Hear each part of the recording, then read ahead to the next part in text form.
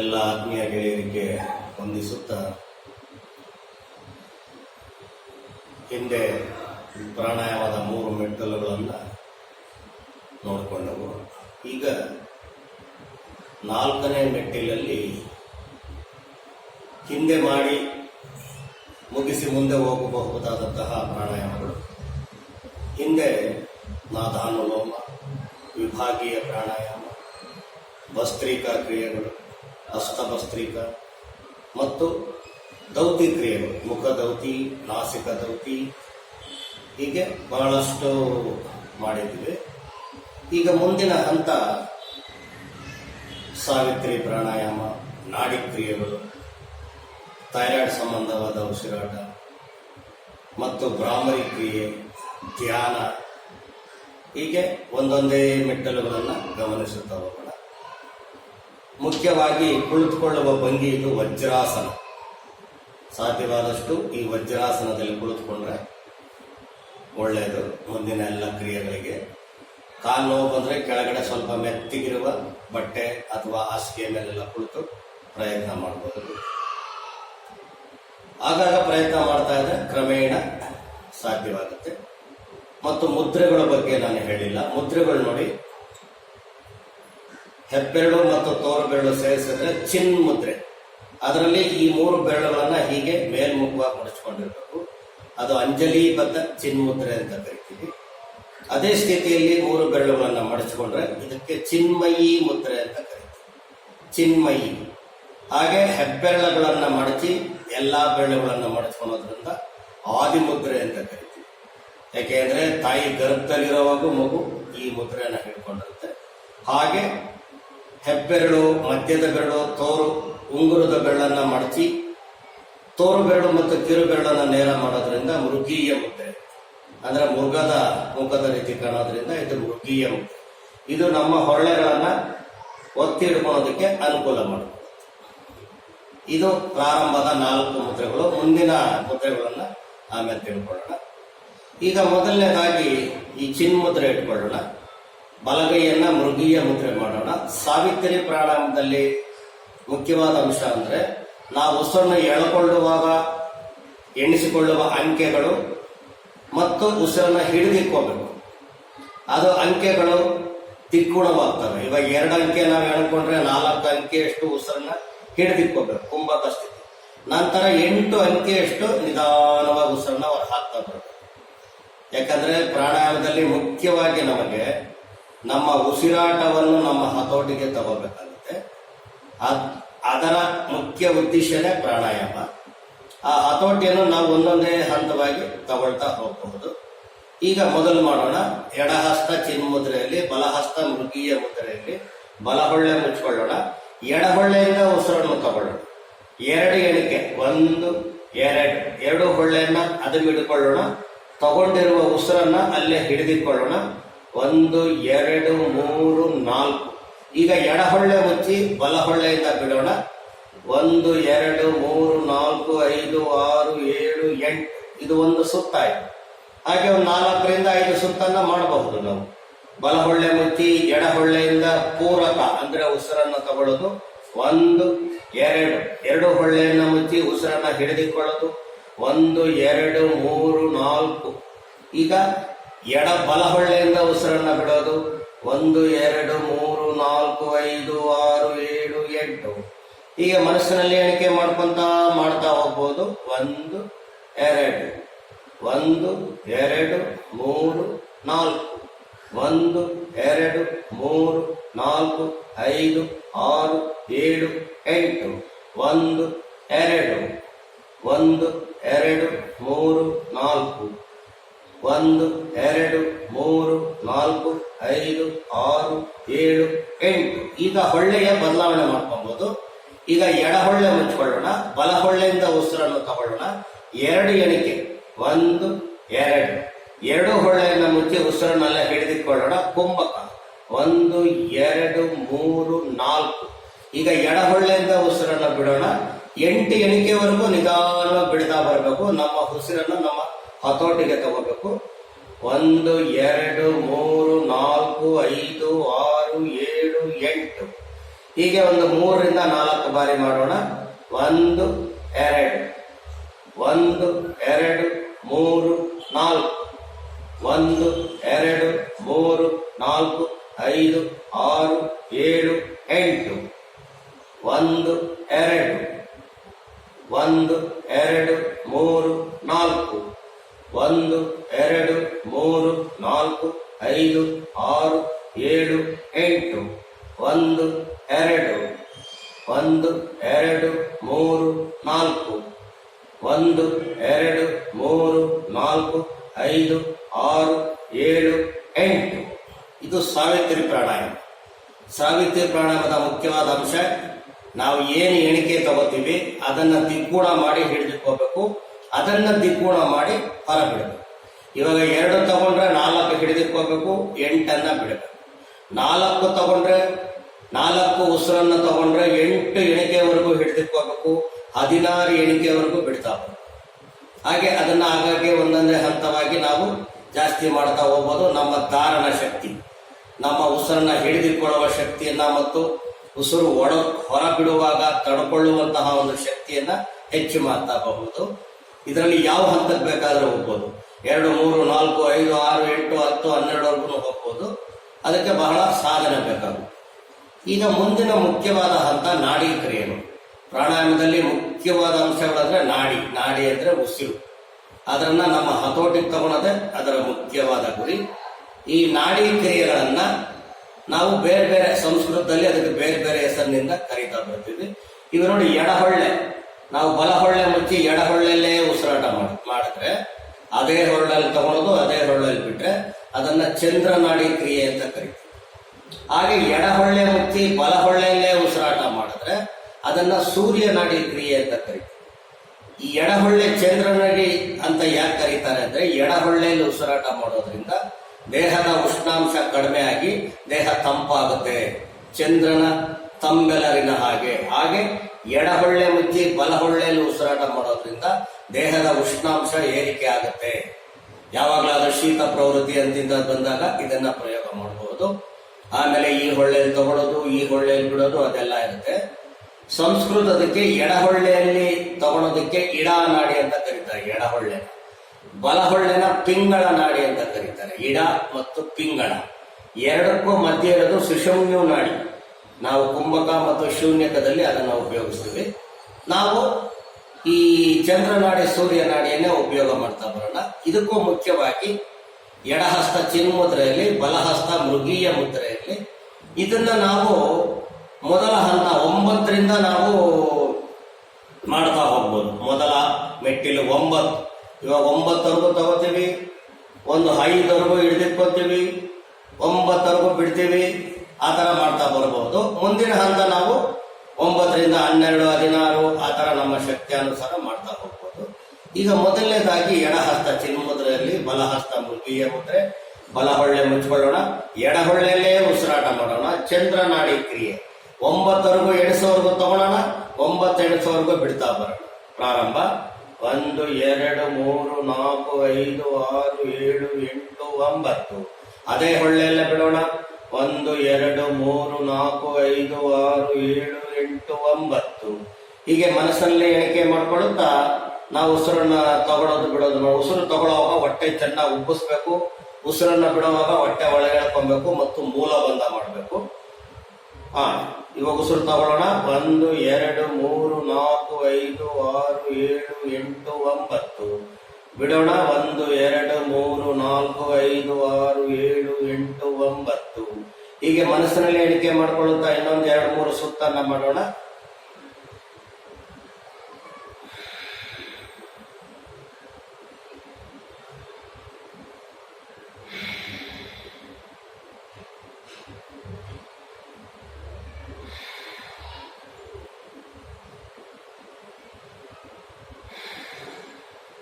ಇದು ಚಂದ್ರನಾಡಿ ಕ್ರಿಯೆ ಆಯಿತು.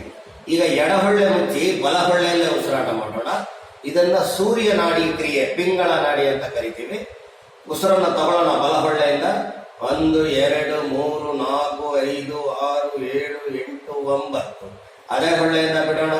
1 2 3 4 5 6 7 8 9. ಹೀಗೆ ಮನಸ್ಸಿನಲ್ಲಿ ಎಣಿಕೆ ಮಾಡಿಕೊಳ್ಳುತ್ತಾ ಇನ್ನೊಂದು 2 ರಿಂದ 3 ಸುತ್ತನ್ನ ಮಾಡೋಣ.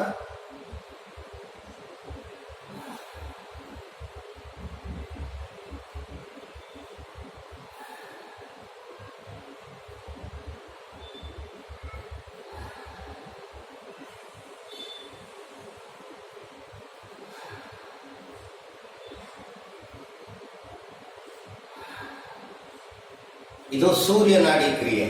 ಇದು ಮಾಡೋದ್ರಿಂದ ದೇಹದ ಉಷ್ಣಾಂಶ ಏರಿಕೆ ಆಗ್ತಾ ಬರುತ್ತೆ. ಈಗ ಮುಂದಿನ ಹಂತ ಸ್ವಲ್ಪ ಬದಲಾವಣೆ. ಎಡ ಹೊಳ್ಳೆಯಲ್ಲಿ ತಗೋಬೇಕು, ಬಲ ಹೊಳ್ಳೆಯಿಂದ ಬಿಡಬೇಕು. ನಾಡಿ ಭೇದನ ಅಂತ ಕರೀತಿದ್ದಕ್ಕೆ. ಈಗ ಬಲ ಹೊಳ್ಳೆ ಮುಚ್ಕೊಳ್ಳೋಣ, ಎಡ ಹೊಳ್ಳೆಯಿಂದ ಉಸಿರನ್ನು ತಗೊಳ್ಳೋಣ. 1 2 3 4 5 6 7 8 9. ಎಡ ಹೊಳ್ಳೆ ಮುಚ್ಚಿ ಬಲ ಹೊಳ್ಳೆಯಿಂದ ಬಿಡೋಣ. 1 2 3 4 5 6 7 8 9. ಹೀಗೆ ಮನಸ್ಸಿನಲ್ಲಿ ಎಣಿಕೆ ಮಾಡ್ಕೊಳ್ಳುತ್ತಾ ಇನ್ನೊಂದು 2 ರಿಂದ 3 ಸುತ್ತನ್ನ ಮಾಡೋಣ.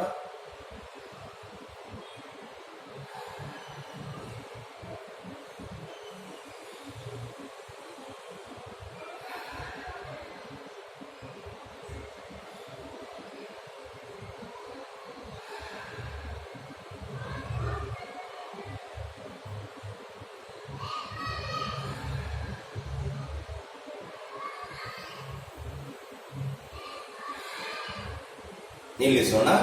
ಎಡ ಹೊಳ್ಳೆಯಲ್ಲಿ ತಗೊಂಡು ಬಿಟ್ಟಿದ್ರಿಂದ ಇದಕ್ಕೆ ಚಂದ್ರನಾಡಿ ಭೇದನ ಅಂತ ಕರಿತೀವಿ. ಈಗ ಬಲ ಹೊಳ್ಳೆಯಲ್ಲಿ ತಗೊಳೋದ್ರಿಂದ ಸೂರ್ಯನಾಡಿ ಭೇದನ ಅಂತ ಕರೆಯೋಣ. ಎಡ ಹೊಳ್ಳೆ ಮುಚ್ಕೊಳ್ಳೋಣ, ಬಲ ಹೊಳ್ಳೆಯಿಂದ ಉಸಿರನ್ನು ತಗೊಳ್ಳೋಣ. 1 2 3 4 5 6 7 8 9. ಬಲ ಹೊಳ್ಳೆ ಮುಚ್ಚಿ ಎಡ ಹೊಳ್ಳೆಯಿಂದ ಬಿಡೋಣ. 1 2 3 4 5 6 7 8 9. ಹೀಗೆ ಮನಸ್ಸಲ್ಲಿ ಎಣಿಕೆ ಮಾಡಿಕೊಳ್ಳುತ್ತಾ ಇನ್ನೊಂದು 2 ರಿಂದ 3 ಸುತ್ತನ್ನ ಮಾಡೋಣ.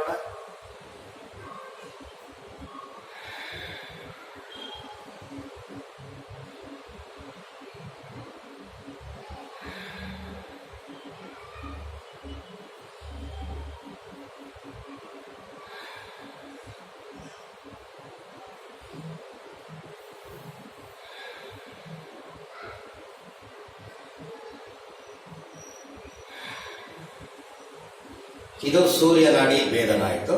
ಈಗ ಮುಂದಿನ ಮುಖ್ಯವಾದ ಹಂತ ನಾಡಿ ಶೋಧನ. ಆ ನಾಡಿ ಶೋಧನದಲ್ಲಿ ಮುಖ್ಯವಾಗಿ ಒಂದು ಹೊಳ್ಳೆಯಿಂದ ಇವಾಗ ಎಡ ಹೊಳ್ಳೆಯಿಂದ ತಗೋತೀವಿ, 2 ಹೊಳ್ಳೆ ಮುಚ್ಚಿ ಉಸಿರನ್ನೆಲ್ಲ ಹಿಡಿದಿಕ್ಕೋತೀವಿ. ಆಮೇಲೆ ಬಲ ಹೊಳ್ಳೆಯಿಂದ ಬಿಡ್ತೀವಿ, 2 ಹೊಳ್ಳೆಯಿಂದ ಮುಚ್ಚಿ ಉಸಿರನ್ನು ತಗೊಳ್ಳದೇ ಇರ್ತೀವಿ. ಮತ್ತೆ ಅದೇ ಹೊಳ್ಳೆಯಿಂದ ತಗೋತೀವಿ, ಯಾವ ಹೊಳ್ಳೆಯಿಂದ ಬಿಟ್ಟಿದ್ದೀವಿ ಅದೇ ಹೊಳ್ಳೆಯಿಂದ ತಗೊಂತೀವಿ. 2 ಹೊಳ್ಳೆ ಮುಚ್ಚಿ ಉಸಿರನ್ನೆಲ್ಲ ಹಿಡಿದಿಕ್ಕೋತೀವಿ. ಆಮೇಲೆ ವಿರುದ್ಧವಾದ ಹೊಳ್ಳೆ ಎಡ ಹೊಳ್ಳೆಯಿಂದ ಬಿಡ್ತೀವಿ, 2 ಹೊಳ್ಳೆಯಿಂದ ಮುಚ್ಚಿ ಉಸಿರನ್ನು ತಗೊಳ್ಳದೆ ಇರುತ್ತೆ. ಇದು ಸ್ವಲ್ಪ ನಿಮಗೆ ಇದಾಗ್ಬೋದು, ಸ್ವಲ್ಪ ಗಲಿಬಿಲಿ ಆಗ್ಬೋದು. ಅದಕ್ಕೆ ಸರಳವಾಗಿ ಹೇಳ್ಬೇಕು ಅಂದ್ರೆ, 1 ಹೊಳ್ಳೆಯಿಂದ ತಗೊಳೋದು, ಇನ್ನೊಂದು ಹೊಳ್ಳೆಯಿಂದ ಬಿಡೋದು, ಅದೇ ಹೊಳ್ಳೆಯಿಂದ ತಗೊಳೋದು, ಇನ್ನೊಂದು ಹೊಳ್ಳೆಯಿಂದ ಬಿಡೋದು.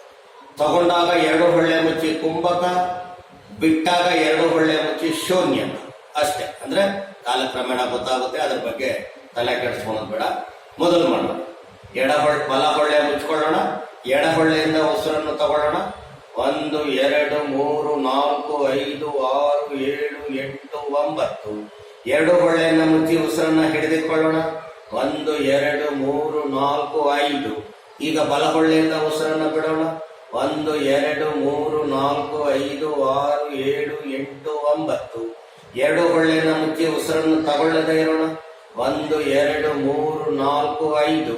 ಈಗ ಬಲ ಹೊಳ್ಳೆಯಿಂದ ಉಸಿರನ್ನು ತಗೊಳ್ಳೋಣ. 1 2 3 4 5 6 7 8 9. 2 ಹೊಳ್ಳೆಯನ್ನು ಮುಚ್ಚಿ ಉಸಿರನ್ನ ಹಿಡಿದುಕೊಳ್ಳೋಣ. 1 2 3 4 5. ಈಗ ಬಲ ಹೊಳ್ಳೆಯಿಂದ ಎಡ ಹೊಳ್ಳೆಯಿಂದ ಉಸಿರನ್ನು ಬಿಡೋಣ. 1 2 3 4 5 6 7 8 9. 2 ಹೊಳ್ಳೆಯನ್ನು ಮುಚ್ಚಿ ಉಸಿರನ್ನು ತಗೊಳ್ಳದೇ ಇರೋಣ. 1 2 3 4 5. ಇದು ಒಂದು ಸುತ್ತು. ಒಂದ್ ಕಡೆ ತಗೊಂಡು ಬಿಟ್ಟು ಮತ್ತೆ ತಗೊಂಡು ಬಿಡೋದನ್ನ ಒಂದು ಸುತ್ತು. ಅಂತಹ ಇನ್ನೊಂದು 2 ಸುತ್ತನ್ನ ಮನಸ್ಸಿನಲ್ಲೇ ಎಣಿಕೆ ಮಾಡ್ಕೊಂಡು ಮಾಡೋಣ. ಬಲ ಹೊಳ್ಳೆ ಮುಚ್ಚಿ ಎಡ ಹೊಳ್ಳೆಯಿಂದ ಉಸಿರನ್ನು ತಗೊಳ್ಳೋಣ. 1 2 3 4 5 6 7 8 9. ಕುಂಭಕ 1 2 3 4 5. ಬಲ ಹೊಳ್ಳೆಯಿಂದ ರೇಚಕ 1 2 3 4 5 6 7 8 9.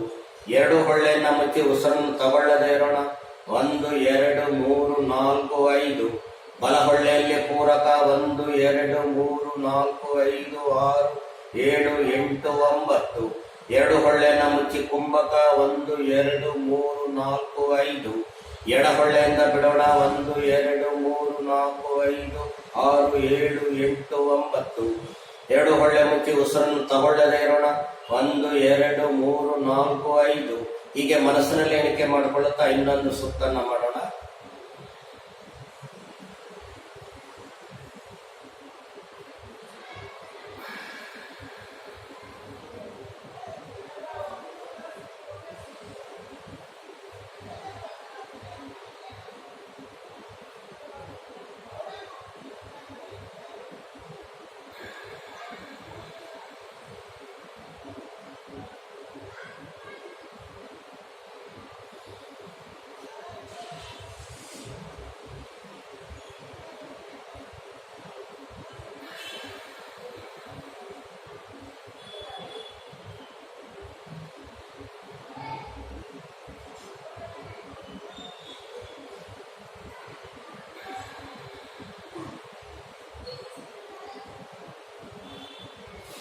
ಹೀಗೆ ನಾಡಿ ಶೋಧನ ಕಾಲಕ್ರಮೇಣ ಅದು ಅರ್ಥವಾಗುತ್ತೆ. ಅಷ್ಟೊಂದು ತಲೆ ಕೆಡಿಸ್ಕೊಳ್ಳೋದು ಬೇಡ. ಈಗ ಮುಂದಿನ ಹಂತ ಥೈರಾಯ್ಡ್ ಸಂಬಂಧವಾದ ಉಸಿರಾಟ. ಸಾಮಾನ್ಯವಾಗಿ ಥೈರಾಯ್ಡ್ ಗ್ರಂಥಿ ಇಲ್ಲಿರುತ್ತೆ.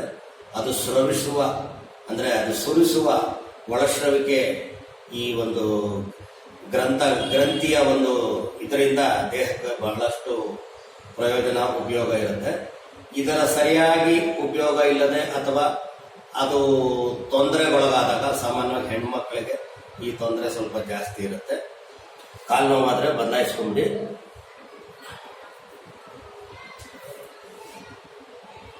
ಅವರು ಈ ಒಂದು ಉಸಿರಾಟ ಮಾಡೋದ್ರಿಂದ ಥೈರಾಯ್ಡ್ ಸಂಬಂಧವಾದ ತೊಂದರೆಗಳಿಂದ ತಪ್ಪಿಸ್ಕೊಬಹುದು. ಅಕಸ್ಮಾತ್ ಪ್ರಾರಂಭವಾಗಿದ್ರು ಅದರ ಹಂತಗಳನ್ನ ಕಡಿಮೆ ಮಾಡ್ತಾ ಬರ್ಬೋದು.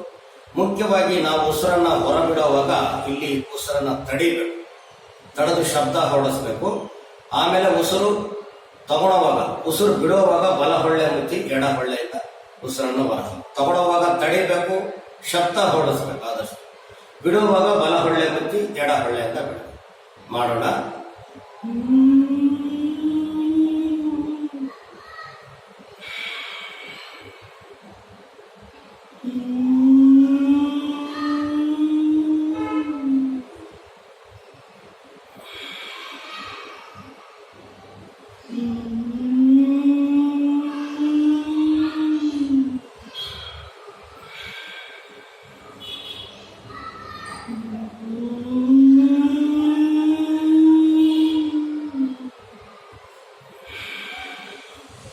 ಹೀಗೆ ಅವಕಾಶ ಸಿಕ್ಕಿದಾಗೆಲ್ಲ ಯಾರು ಎಲ್ಲಿ ಬೇಕಾದ್ರೂ ಮಾಡ್ಬೋದು. ಆದರೆ ಹೊಟ್ಟೆ ಖಾಲಿ ಇರುವಾಗ ಇದನ್ನ ಮಾಡಿ. ಹೆಣ್ಮಕ್ಳಿಗೆ ಬಹಳ ಉಪಯೋಗವಾಗುವಂತ ಅಂಶ.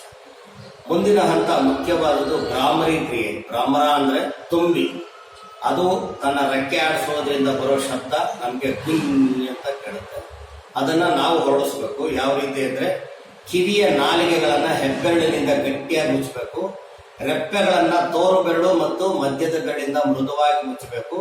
ಮೂಗನ್ನ ಉಂಗುರದ ಬೆರಳಿಂದ ಅರ್ಧದಷ್ಟು ಮುಚ್ಚಬೇಕು. ಕಿರು ಬೆರಳು ತುಟಿ ಮೇಲಿಟ್ಟು ಇದನ್ನ ಷಣ್ಮುಖಿ ಮುದ್ರೆ ಅಂತ ಕರಿತೀವಿ. ದೀರ್ಘವಾಗಿ ಉಸಿರನ್ನ ನಾವು ತಗೊಂಡು ಶಬ್ದ ಹೊರಡಿಸ್ಬೇಕು. 5 ಬಾರಿ ಮಾಡೋಣ.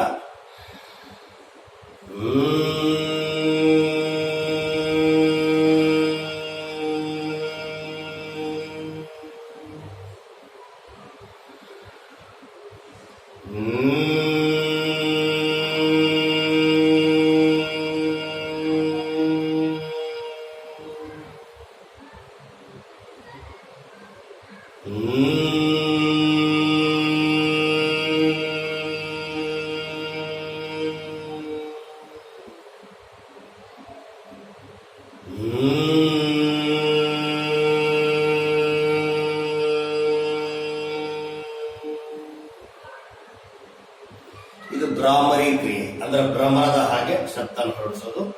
ಇದನ್ನೆಲ್ಲ ಸುಮ್ಮನೆ ಪ್ರಾತ್ಯಕ್ಷಿಕವಾಗಿ ಸ್ವಲ್ಪ ಮಾತ್ರ ನಾನು ಹೇಳಿದ್ದೀನಿ. ಇದನ್ನ ಆದಷ್ಟು ಜಾಸ್ತಿ ಮಾಡಿದ್ರೆ ಅದರಿಂದ ವಿಪರೀತವಾದ ಉಪಯೋಗ ಸಿಗುತ್ತೆ. ಮುಖ್ಯವಾಗಿ ನಮ್ಮ ಮೆದುಳು ಎಂಬುದು ನರಗಳಿಂದ ಮಾಡಿರುವ ಒಂದು ಮುದ್ದೆ.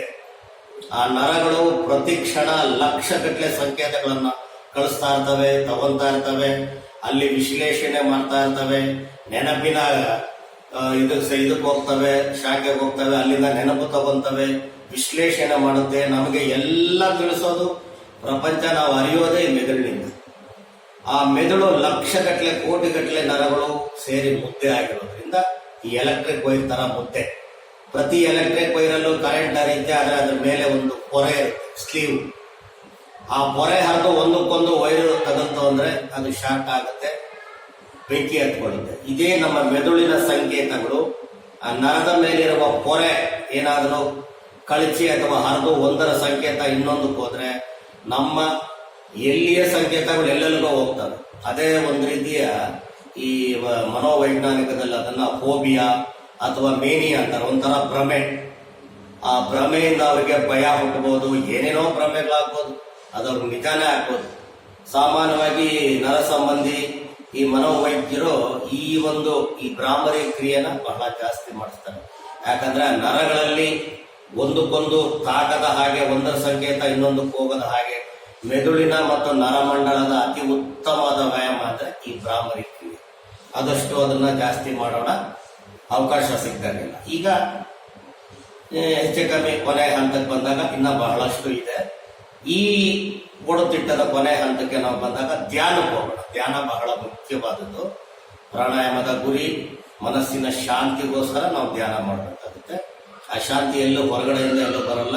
ನಮ್ಮ ಶಾಂತಿನ, ನಮ್ಮ ಮನಸ್ಸಿನ ಒಂದು ಏರಿಳಿತನ, ಒಂದು ಉದ್ವೇಗಗಳನ್ನ, ಅದನ್ನೆಲ್ಲ ನಾವೇ ಶಾಂತ ರೀತಿಯಿಂದ ಮಾಡ್ಕೊಬೇಕಾಗುತ್ತೆ. ಬಹಳ ಸರಳ, ಅದಕ್ಕೆ ಜಾಸ್ತಿ ಕಷ್ಟ ಬೀಳಬೇಕಾದ ಅವಶ್ಯಕತೆ ಇಲ್ಲ. ಕಷ್ಟ ಬೀಳಕ್ ಹೋಗ್ಲೂಬಾರ್ದು. ಹೋಗೋದ್ರಿಂದ ನಮಗೆ ನಿಜಕ್ಕೂ ಮನಃಶಾಂತಿ ಸಿಗಲ್ಲ. ಸರಳವಾಗಿ ಏನಿಲ್ಲ, ನೋಡಿ, ಇದು ಭೈರವಿ ಮುದ್ರೆ ಅಂತ ಕರಿತೀವಿ. ಎಡಹಸ್ತ ಕೆಳಗಿದ್ದು ಬಲಹಸ್ತ ಮೇಲಿದ್ರೆ ಭೈರವ ಮುದ್ರೆ. ಅದೇ ಸ್ಥಿತಿಯಲ್ಲಿ ಬದಲಾವಣೆ ಆದ್ರೆ ಭೈರವಿ ಮುದ್ರೆ. ನಾವು ಯಾವ ಮುದ್ರೆ ಬೇಕಾದ್ರೂ ಹಾಕೊಬಹುದು. ಬೆನ್ನು ತಲೆ ನೇರ ಇಟ್ಕೊಳ್ಳೋಣ. ರೆಪ್ಪೆಗಳನ್ನ ಮೃದುವಾಗಿ ಮುಚ್ಚೋಣ. ರೆಪ್ಪೆಗಳನ್ನ ಮೃದುವಾಗಿ ಮುಚ್ಚಿ ಮನಸ್ಸನ್ನ ಸುಮ್ಮನೆ ಅವಲೋಕನ ಮಾಡ್ತಾ ಬರೋಣ. ಮನಸ್ಸಿನ ಯಾವುದೇ ಒಂದು ವಿಷಯದ ಮೇಲೆ ಕೇಂದ್ರೀಕೃತ ಮಾಡಕ್ ಹೋಗ್ಬಾರ್ದು, ಒತ್ತಡ ಹೇಳಬಾರ್ದು. ಧ್ಯಾನ ಅಂದ್ರೆ ಯಾವುದೋ ಒಂದು ದೇವರನ್ನ ಅಥವಾ ಇನ್ನೊಂದನ್ನ ನಮ್ಮ ಮನಸ್ಸಿನ ಮುಂದೆ ತಂದು ಅದನ್ನ ಪ್ರಾತ್ಯಕ್ಷಿಕತೆ ಮಾಡ್ಕೊಳಕ್ ಹೋಗೋದು ಖಂಡಿತ ಅದು ಮಾಡಕ್ ಹೋಗ್ಬೇಡಿ. ಸುಮ್ಮನೆ ಆಲೋಚನೆ ಮಾಡಿ. ನಮ್ಮ ಮನಸ್ಸು, ಒಳ ಮನಸ್ಸು ಏನು ಆಲೋಚನೆ ಮಾಡ್ತಾ ಇರುತ್ತೆ. ಸಾಮಾನ್ಯವಾಗಿ ನಮ್ಗೆ ಎರಡು ಮನಸ್ಸಿರುತ್ತೆ.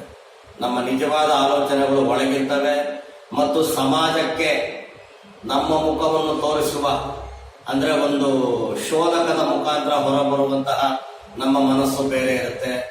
ನಮ್ಮ ಮನಸ್ಸಿನ ಒಳಗಡೆ ಇರುವ ಆಲೋಚನೆಗಳು ನಾವು ಯಾವಾಗೂ ಹೊರಗಡೆ ಬಿಡಲ್ಲ. ಆದ್ರೆ ಒಳಗಿನ ಮನಸ್ಸು ತನ್ನದೇ ಆಲೋಚನೆ ಇರುತ್ತೆ. ನಾವು ಈ ಬಾಹ್ಯ ಪ್ರಜ್ಞೆಯ ಈ ಹೊರ ಮನಸ್ಸಿನಿಂದ ಒಳ ಮನಸ್ಸಿನ ಆಲೋಚನೆಗಳನ್ನು ಸುಮ್ಮನೆ ಅವಲೋಕನ ಮಾಡ್ತಾ ಹೋಗೋಣ. ಏನ್ ಆಲೋಚನೆ ಮಾಡ್ತಾ ಇದೆ, ಬಲವಂತ ಬೇಡ.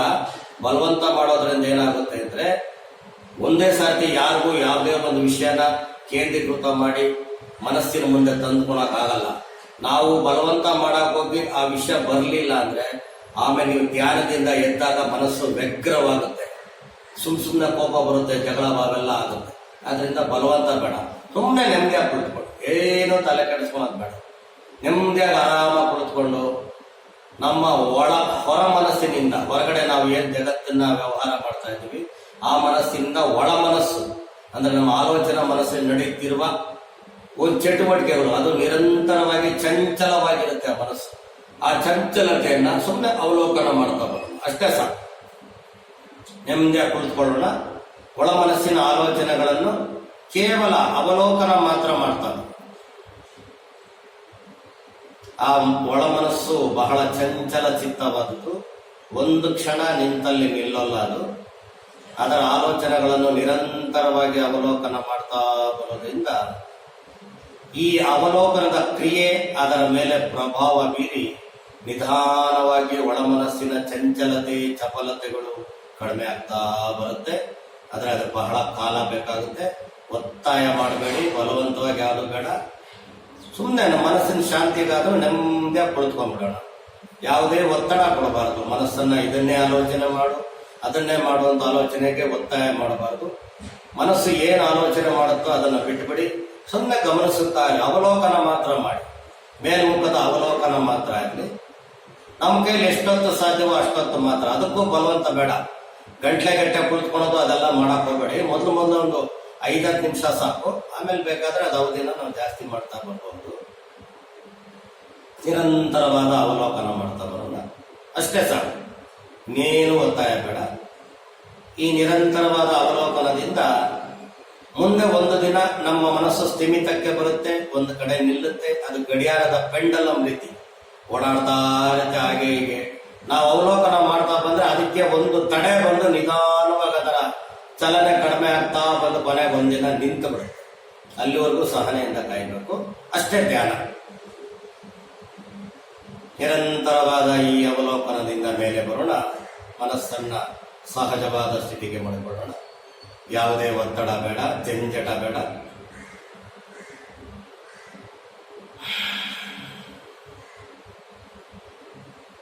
ಶಾಂತವಾದ ಮನಸ್ಸಿನಿಂದ ಹಸ್ತಗಳು ನಮಸ್ಕಾರ ಮುದ್ರೆಗೆ ಕೊಂಡೊಯ್ದು